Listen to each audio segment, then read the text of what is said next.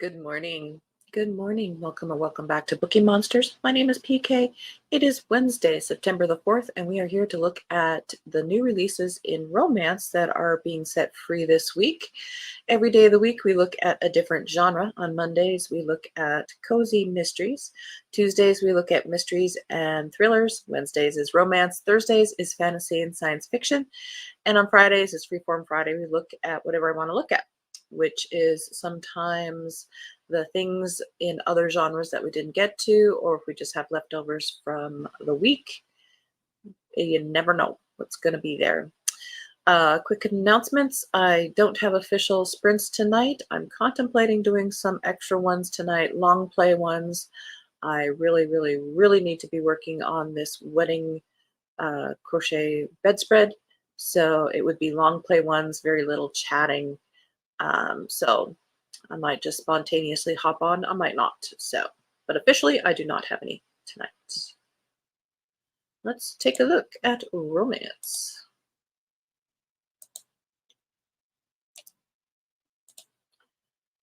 First up, Low Country Lost by T.I. Lowe. Sometimes what haunts you most is wondering what could have been. Ava Lee Elvis prides herself with being able to fix just about anything except her past. Unable to put the puzzle of her life together, she pours heart and soul into making neglected places whole again. As the owner of Low Country Lost, Ava Lee spends her days in hot pink Carhartt overalls and a tool belt reclaiming low country properties. Making them beautiful again releases the deep sigh that soothes the hurt she holds. Ava Lee's latest project takes her to tiny Somewhere, South Carolina, a long abandoned town. She ignores its ghostly folklore but can't miss the shock of hearing the familiar Irish brogue that materializes on the job site, the voice of the man she never wanted to see again. Rowan Murray is a structural engineer hired by investors to oversee the redevelopment of the quaint downtown Ava Lee is bringing back to life. Once upon a time, he was also the man who knew Ava Lee better than anyone else, or so he thought. 6 years ago, neither of them was prepared for the tragedy that they would face together, or what would happen in its wake. But as they worked together to complete the rehabbing of Somewhere, their broken pieces and the pain that nearly consumed them begin to lose its grip, and both begin to wonder if it's not too late for a restoration of their own. A bit of Southern love.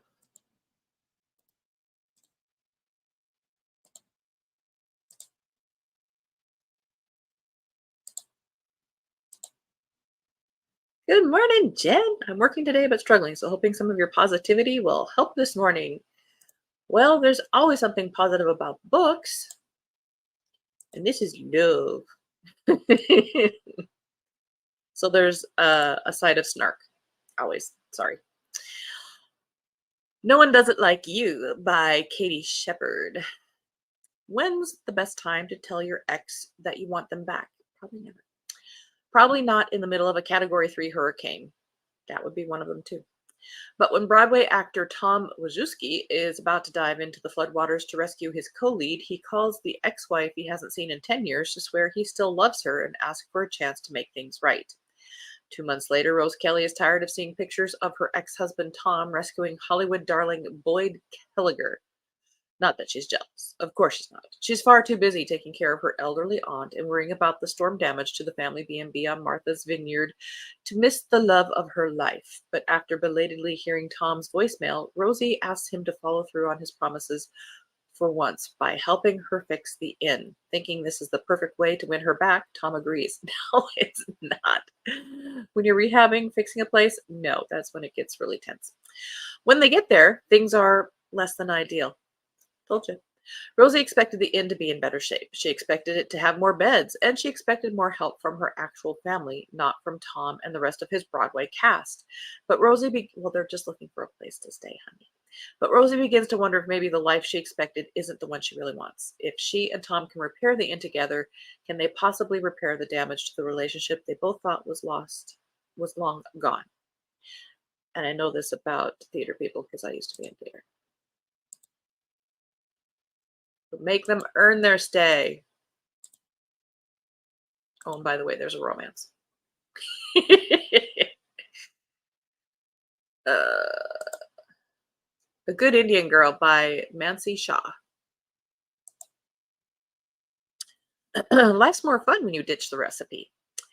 Jody is the perfect Indian American daughter. She stayed out of trouble, looked after her younger sisters, and married a man her parents approved of. So when her husband, Ashok, pushes her to quit her dream job as head chef to focus on conceiving, she obliges. What, are they going to do it 24/7? Knowing this will please her parents, only for Ashok to leave her when she cannot carry to term. Now unemployed, childless, and divorced, a disgrace to her Gujarati family, Jody books a ticket to Tuscany for the summer to visit her best friend and fellow social outcast, Karishma. Carbs, Chianti, and La Bella Vita slowly restore Jodie's confidence, inspiring her to experiment with Indian-Italian fusion recipes. But when she unexpectedly goes viral for her impromptu cooking vlogs and candid vent sessions, her gossiping aunties have a field day. But when a shocking reveal comes to light, Jodie must choose between family acceptance, a fulfilling career, and even motherhood, all before the summer ends. So somewhere in there, there's a guy. They don't talk about him, but somewhere there's a guy. And not the ex.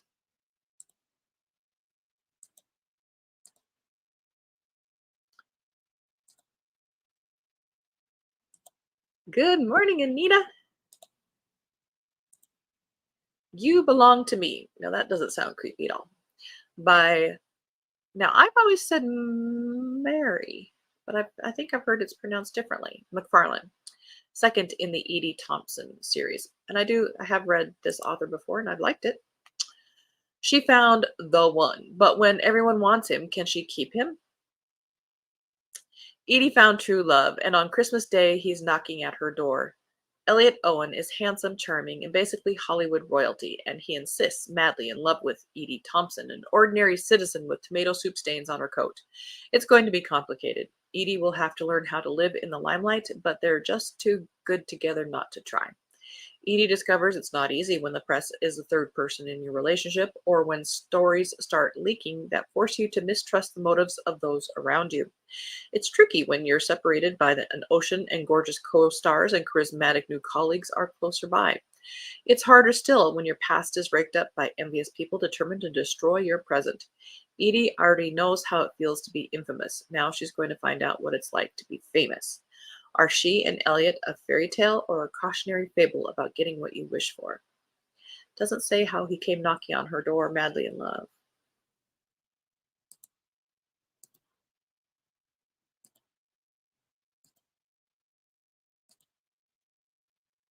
End of row one, on to row two.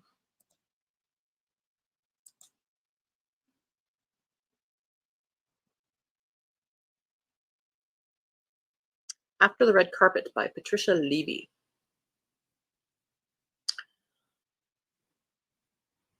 I think this is like a sequel. After legendary Hollywood star Finn Forrester proposed to philosopher Ella Sinclair on the red carpet at the Cannes Film Festival, the couple captivated the press and public with their real-life fairy tale. Now they vow to prioritize their romance and live an adventure of their own making. Ella moves into Finn's Beverly Hills mansion and must adjust to his world. Finn, secretly afraid of losing Ella, is determined to make everything perfect for his betrothed. Meanwhile, Ella wants nothing more than to retain her own identity as they build their new life together. All the while, she is writing a philosophical treatise on love, exploring the question, when we love so deeply, where do we end and where does the other begin? Okay. Young love. This is a follow-up to the location shoot. Will Ella and Finn finally live the life they've dreamed of? See how their epic romance unfolds under the red carpet. After the red carpet, under it. Oh my. Maybe that's why you don't necessarily read that kind of romance when you're older, because you know it's a day in, day out. It's not a fairy tale every day. And if you have that expectation, that's not what you should be walking into a marriage with. I'm just saying. Meddling with Mistletoe. You know, normally this would be a book that they didn't have faces, but they do have faces. This is by Liz Johnson. Whitney Garrett is preparing to enter culinary school in the spring, but first she has to sell enough homemade pies at the local Christmas markets to pay her tuition. That's a lot of pie. When her oven breaks, Whitney asks Marie Sloan, proprietor of the Red Door Inn, if she can use the inn's kitchen to keep up with her orders. Marie agrees with a catch. Whitney has to watch the three Sloan children and cook breakfasts for the Red Door in return. The inn is busy with holiday guests, including Aretha Franklin Sloan's perpetually single nephew, Daniel, and Ruby, a businesswoman in town to purchase Aretha's antique store. Intent on making a Christmas match for the two, Aretha enlists Whitney's help in her schemes.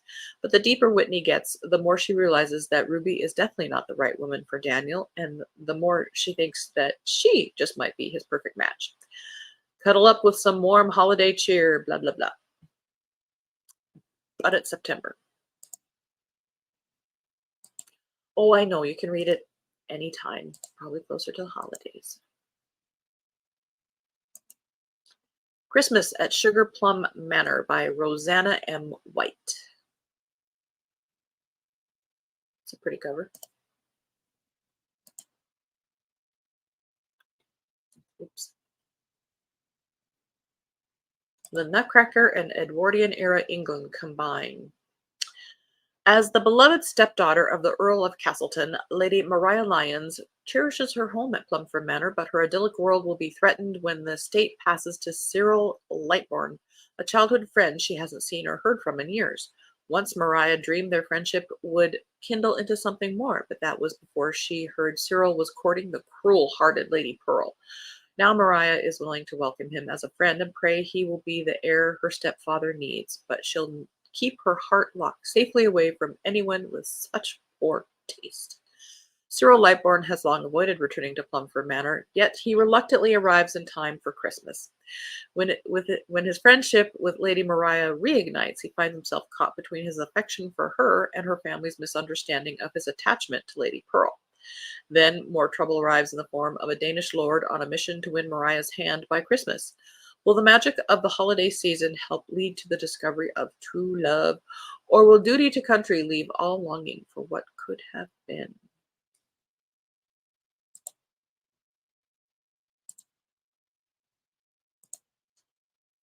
End of row 2. Did we do this one? Did I jump one?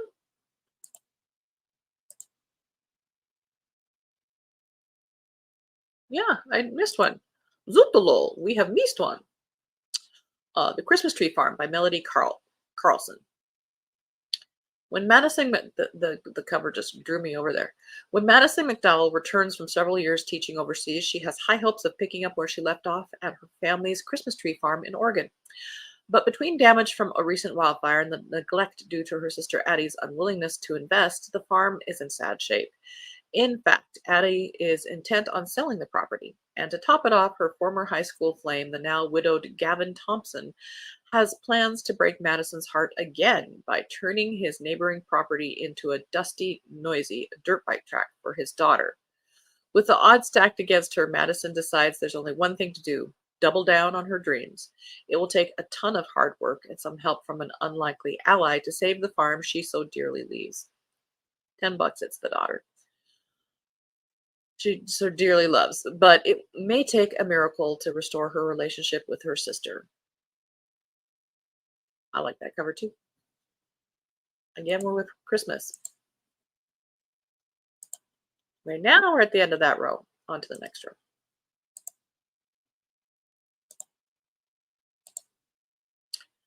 So True a Love by Joanna Barker. London, 1803. As the daughter of renowned actress, Verity Travers is a privileged lady of high society. They weren't back then. And the last woman one would suspect as having worked as a private investigator. But she has hung up that dangerous hat to live the uninspiring life of a gentlewoman. However, when she and her dearest friend become victims of an armed robbery, Verity finds herself swept back into the clandestine world of mystery and crime as she seeks to bring the thief to justice. There's just one complication: the persistent and dashingly handsome Bow Street runner Nathaniel Denning, who always seems to cross her path. Verity is confident she could accomplish her work quickly if only Nathaniel would stay out of her way. Focusing on the task at hand becomes more and more difficult as his keen mind, quick wit, and determination to keep her out of trouble muddle her progress and her heart. When the two rival investigators learn they are both pursuing the same cunning criminal, they must figure out how to navigate the delicate dance of cooperation amid a backdrop of increasing peril and an irresistible passion that sets their hearts ablaze.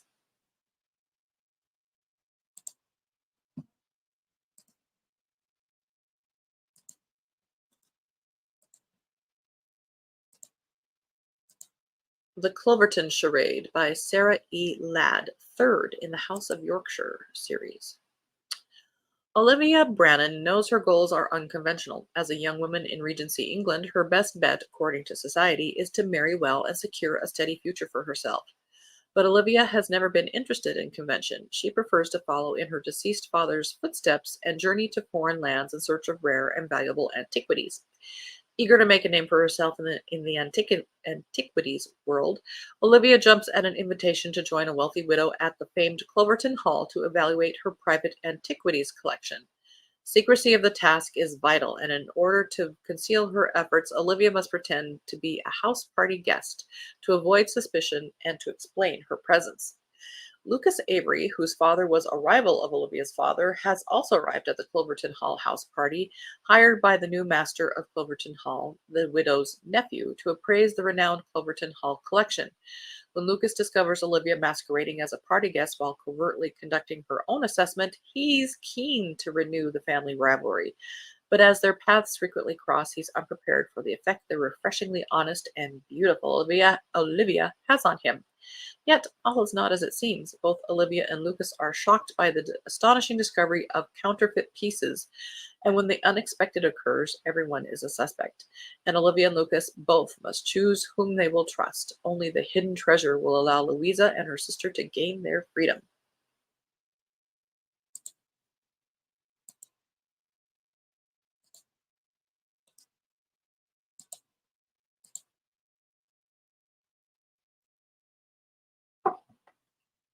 Primetime Romance by Kate Robb.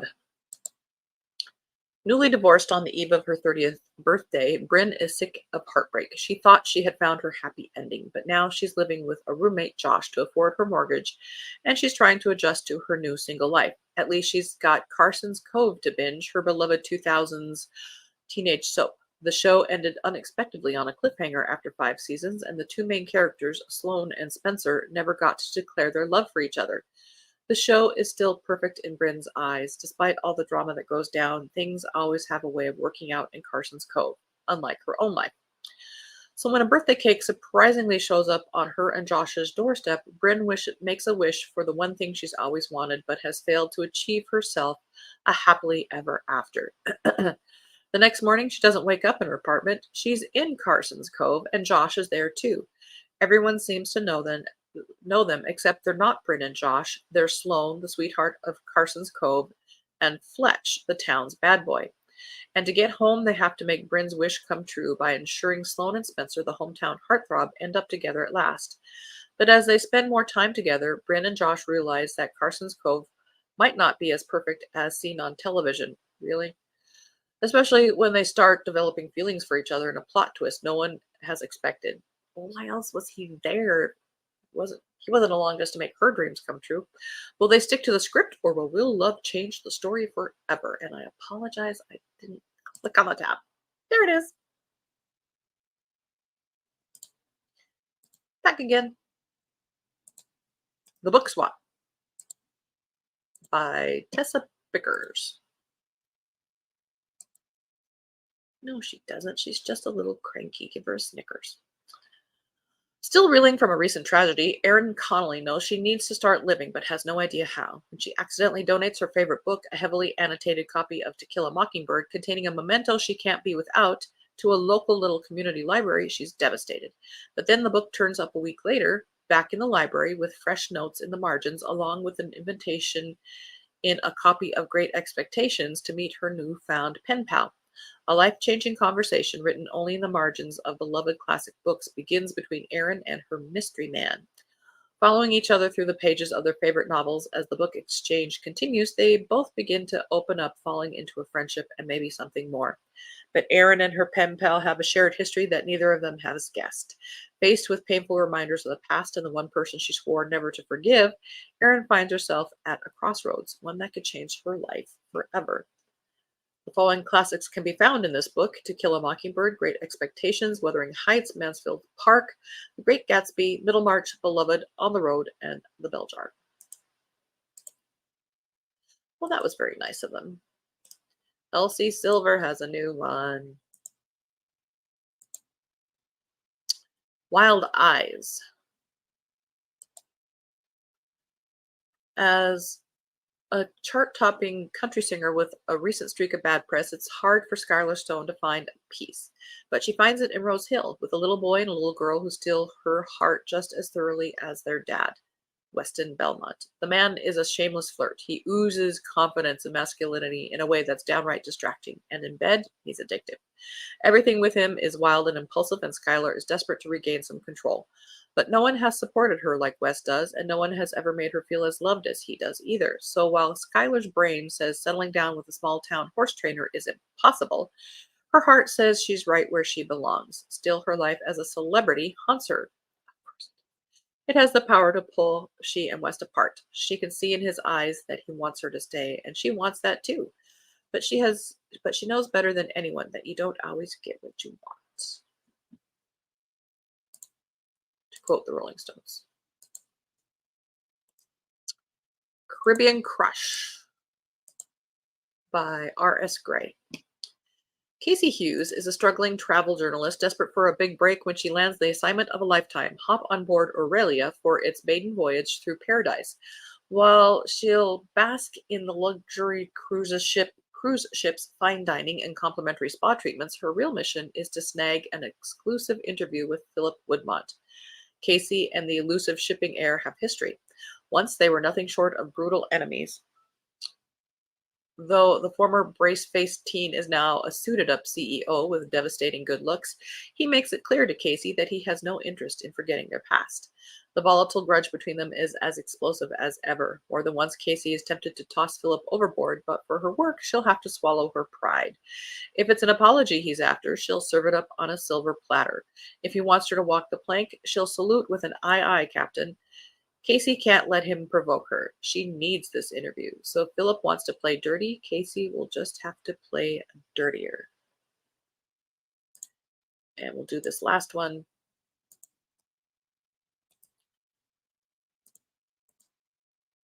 Played by Naima Simone. Being a firefighter isn't easy, especially for a Black woman. Working with family helps a little, but when somebody from your company doesn't come back from a call, it's brutal. As in, how am I supposed to go on brutal? And one death took me to a really dark place. A year later, I'm at the Pirates hockey training facility. Just another day on the job until I find a charred journal. I look inside for the owner's name, but the words on the page punch me in the gut. It's like reading my own thoughts, reliving my own pain. The journal belongs to Solomon Young, left-winger for the Pirates, a father and widower. When I return it, I'm racked with guilt for the invasion of privacy. The look Solomon gives me is cold as ice. But damn if that man isn't hot as hell. Now he's stuck in my brain, and fate seems intent on making us face off. I will never understand how hockey became a romance trope. Trend. Oh, they did it to me again.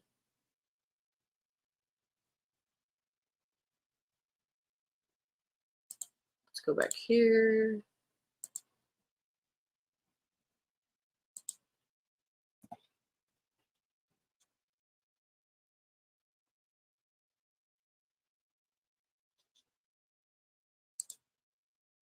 I like to end on the things I like to end on.